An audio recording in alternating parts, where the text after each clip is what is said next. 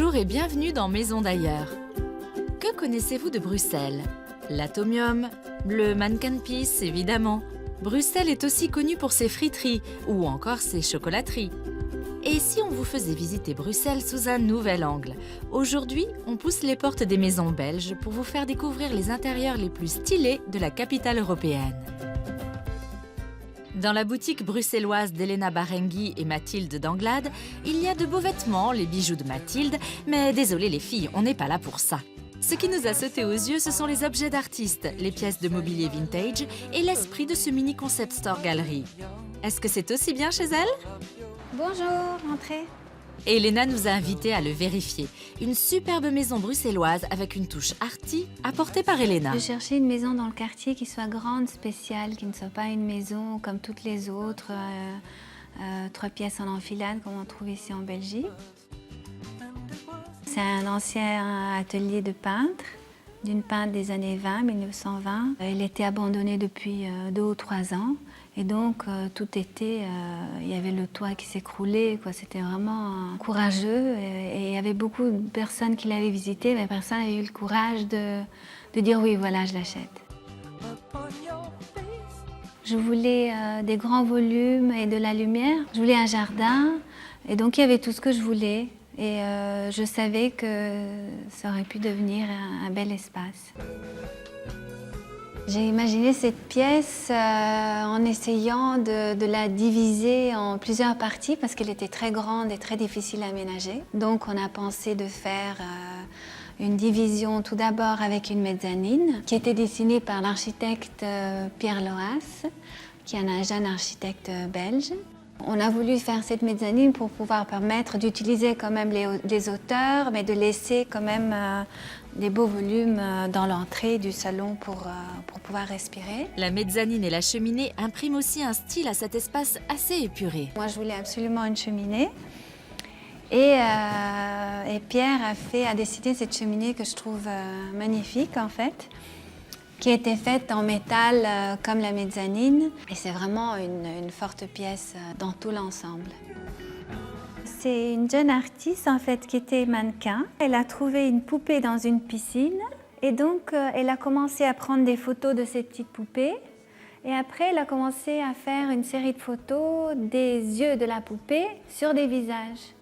C'est assez fort comme résultat. On peut ne pas aimer, mais je trouvais assez intéressant comme travail. Les œuvres sont les plus belles pièces de la maison, par ailleurs très simplement habillées. J'aime particulièrement cet artiste-là. C'est un artiste italien qui s'appelle Pietro Ruffo. C'est un jeune artiste émergent. Et on le retrouve dans la cuisine. Et ce même artiste a fait cette sculpture. Bon, c'est un tank en fait, on l'appelle tank. Et je trouve ça aussi très très très beau. La sculpture côtoie les équipements de cuisine et les casseroles.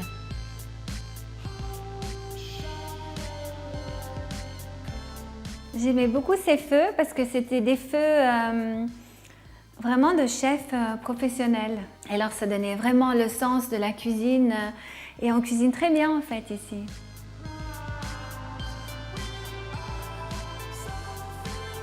La table verte, peut-être c'est un morceau de jardin qui est dans la cuisine. Ce qui nous plaît aussi, c'est l'accès direct à la pelouse. À l'étage, la partie nuit. Je vais vous amener dans ma chambre. Je vais vous montrer une œuvre d'une artiste que j'aime beaucoup. C'est une jeune artiste belge qui s'appelle Sophie Van Salpomel. Elle est céramiste et sculptrice et elle fait des œuvres, je trouve, émouvantes. Et celle-ci, en fait, je l'ai appelée le nez. Et je trouve ça vraiment magnifique. Comme j'aime beaucoup le verre, j'ai décidé de faire ma salle de bain en verre et j'ai dessiné une sorte de boîte qui puisse englober la baignoire. Et le résultat, je trouve que c'est assez intéressant. Ça donne envie de se mettre dans la baignoire en fait. Et j'ai laissé les sols comme ils étaient quand j'ai acheté le bâtiment. Donc tous les sols sont en bois naturel. J'ai essayé de garder l'âme de la maison. Ça, pour moi, c'était très, très important. Le meilleur spot de la maison, c'est la chambre de sa fille. Voilà, donc là, on accède à l'étage de ma fille. qui a un très grand espace, qui était très difficile à aménager. Ben oui, trop d'espace, c'est aussi compliqué à aménager. On ne voulait pas mettre une mezzanine parce que ça aurait coupé les grandes fenêtres qui sont quand même magnifiques. Et alors on a eu l'idée de faire des boîtes. C'est pas plat, c'est pas comme une pièce stérile, il y a un peu de mouvement. Et un coin cosy pour dormir.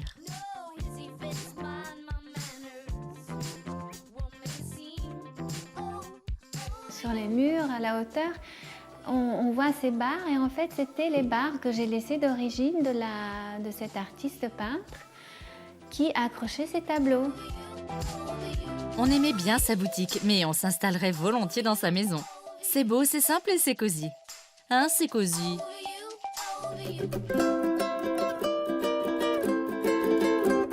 Nous allons maintenant rencontrer Alain Gilles et découvrir son loft, ce qui fait au total 2 reconversions, celle de sa maison et la sienne, car oui, le créateur belge s'était d'abord fourvoyé dans la finance, alors que ce qu'il aimait vraiment, c'était le design. Encouragé par sa femme, il change de métier. Sa maison a été un laboratoire pour lui.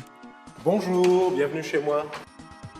Mais c'est surtout un loft familial. Il y a une douzaine d'années, c'était super difficile de trouver des lofts ou des espaces bruts qu'on pouvait aménager. Et finalement, après un bon bout de temps, je suis retombé sur cet espace qui n'avait l'air de rien. C'était un ancien atelier où on fabriquait des manteaux de fourrure. Et j'ai eu un coup de cœur. Ça commence souvent comme ça. Après, il faut une vision. On fait quoi de tout cet espace? Eh bien, une expérience. Ici, l'expérimentation, c'était déjà trouver qu'est-ce qui fait que le lieu est juste, qu'est-ce qui fait que le lieu reste historique, qu'on voit son passé. Et quelque part, j'ai travaillé par couche. Donc la couche extérieure, c'est la plus historique, parce que c'est ce qui dure le plus longtemps dans un bâtiment. Après, à l'intérieur, on a travaillé plus sur le côté minimal de l'aménagement des espaces. Et alors après, tout ce qu'on a aménagé comme cuisine, salle de bain, on l'a fait plus dans un esprit, je dirais, fonctionnaliste. Mais le résultat est tout de même très chaleureux. La problématique des grands espaces, c'est qu'il faut trouver les moyens de les rendre plus conviviaux. En tout cas, moi, je voyais que ce soit chaleureux, avec l'idée de créer différents petits salons, différents espaces dans l'espace, même si ce n'est pas défini par des murs, quoi. Et ça? C'était une de mes premières créations, qui est vraiment faite à la main. Et on a pris des bouts de tuyaux, qui restaient des tuyaux d'égout, on va dire, et je les ai juste redécoupés, chauffés, et moi-même travaillé à la main. Une œuvre unique, donc. Là, c'est notre salon principal. Donc, ce meuble-ci, c'est basé sur l'idée d'un meuble de rangement, d'une commode, où chaque fonction a été explosée. Chaque élément devient quelque part d'abord une boîte, et c'est devenu un jeu de quelque chose qui a été déstructuré pour être réorganisé. Et ce qui est bien, c'est qu'il est à la taille de la pièce et ça, ce n'est pas évident. Tout ce mur, il fallait le remplir. Et en passant un jour devant une pub, je me suis dit « Waouh, j'aime bien. En fait, je suis sûr que je peux avoir ça gratuitement une fois que la campagne est passée. » Et en effet, on peut. Et donc, j'ai été chercher les panneaux des pubs qu'on peut placarder, qu'on colle comme du papier peint. Là, on est vraiment à la mesure du lieu. La cuisine, c'est vraiment le lieu de vie. Quand je l'ai fait, j'avais peur qu'on ait envie de changer, qu'on ait envie de déstructurer, restructurer. Et d'où on est parti avec l'idée de table industrielle. Chaque élément est vraiment traité comme s'il était indépendant, c'est-à-dire on a à chaque fois centré chaque l'évier, la taille de cuisson par rapport à la table utilisée. C'est tout déplaçable, on ne le déplace jamais. Et en plus, il y a quand même des connexions, il y a quand même l'eau qui arrive, il y a quand même l'électricité qui arrive à certains endroits. Mais bon, voilà. Oui, voilà. On a ses petites habitudes et puis trop de changements tue le changement. Là, on arrive dans notre chambre. Très grande, très loft et pour le coup en plein changement. Alors, on passe vite à l'étage. Ça va? Super. Je parle trop? Pas assez? C'est Non? parfait. Cette petite structure, c'était le bureau du contremaître. Et c'est devenu une petite boîte. Quand je l'ai vu pour la première fois, je l'ai toujours vu comme une espèce de boîte à bijoux. Et une boîte à bijoux, typiquement, c'est noir à l'extérieur. Et à l'intérieur, c'est vraiment éclatant. C'est un petit monde virtuel, c'est rouge. Tout rouge.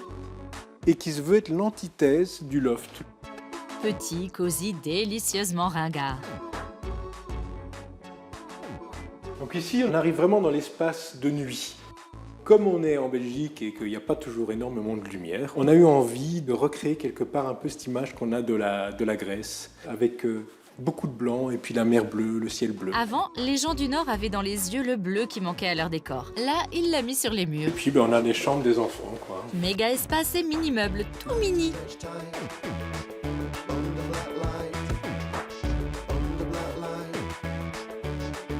On a amené des choses brutes pour amener de la vérité et en même temps on a aussi des meubles chinés et des meubles neufs.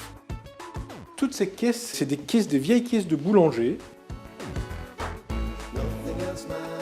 On a fait quelque chose qui semblait un peu décalé, expérimental à l'époque et qui maintenant est devenu en fait, avec l'évolution des mœurs et des goûts, qui est devenu quelque chose qui est peut-être plus normal.